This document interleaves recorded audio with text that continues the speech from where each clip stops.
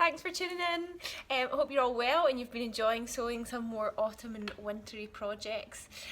Today I'm going to talk you through one of my latest makes, which is a sort of velveteen, shimmery skirt here, which I've got on, but I feel like I can't go without saying about the sparkle fest that I've got on here as well.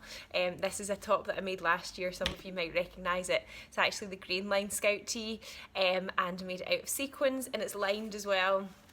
It's fully lined because this is a little bit scratchy against your skin, but I have made another video about sequins, but I feel like I can't not talk about it here because they are very sparkly. If you want to know more about sequins, then you can check out my other video about that. But back to the skirt that I'm actually here to talk to you about today, which is, as I said, is this sort of velvet one, really shimmery, and the fabric's really drapey, and that's why I wanted to show you in a video, because I wanted you to just see how much it moves. You see, if I sort of shimmy around a little bit, you can see how sort of slippery and shimmery it is. I used the Sewaholic Hollyburn pattern for that. And I made the shortest version, but I shortened it very slightly, a little bit more. And so it's quite flared. If I open out the full amount, you'll be able to see how flared it is. And then I also slightly changed the waistband a little bit, so instead of cutting out two pieces for the waistband, I just used one of the pieces I cut out and I sort of folded it over, so it made the waistband just a little bit narrower. I just didn't want too much bulk at the waistband, and I also put an invisible zip in, which hopefully you can't see at the back because it's invisible.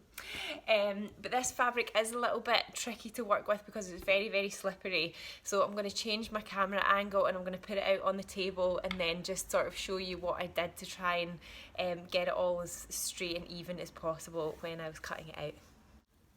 So I've put my fabric out onto the table, and as you can see, it is so nice. It just catches the light in so many different ways.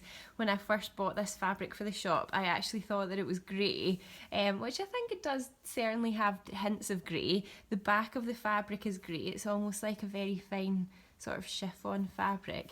But then I feel like it almost looks quite blue, reflects blue, and also you can see in one of the pictures that's on the blog post, it almost reflects some sort of like brownish tones as well. So a really interesting fabric, but as you can see, when you put it out on the table, it's just moving all over the place. It's a little bit hard to control. So first of all, when you're cutting out, you want to make sure that you're working with the nap. So as I brush the fabric down like that, it feels smooth, but when I brush this way, it feels a little bit rougher. So as I wear the skirt, I want to, as I was standing wearing it, as I brush down, I want it to feel smooth like that. So you need to make sure that you put the top of your pattern pieces up at this end so that when you brush down, it feels smooth. I'd also recommend cutting out in a single layer, just because it's hard enough to control on a single layer as it is without having two layers to worry about.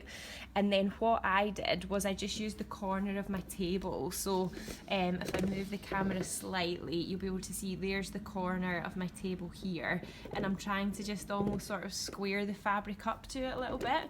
So I've got the selvage just down one side like that, and as I just sort of smooth it out like this, you can see that it's just that there's like a little bit of tension in the fabric. If I do it like that, you can see it just sort of moves a wee bit more.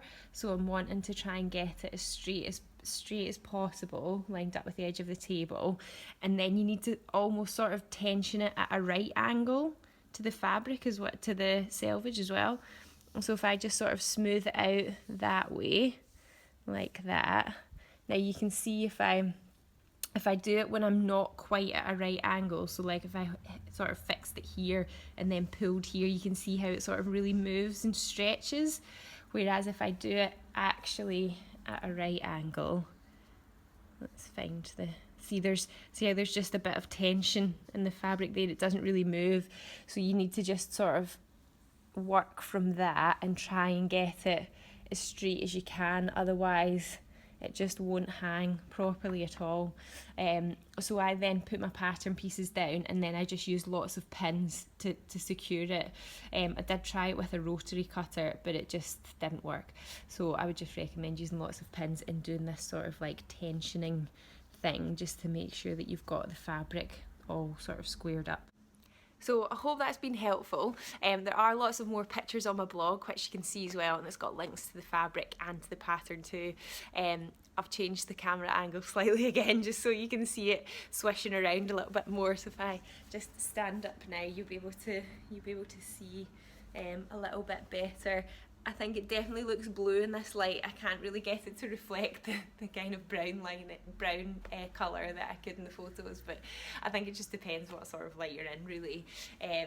So yeah, if you fancy making one, it is certainly very swishy. You could bust some moves in this skirt, I'm sure.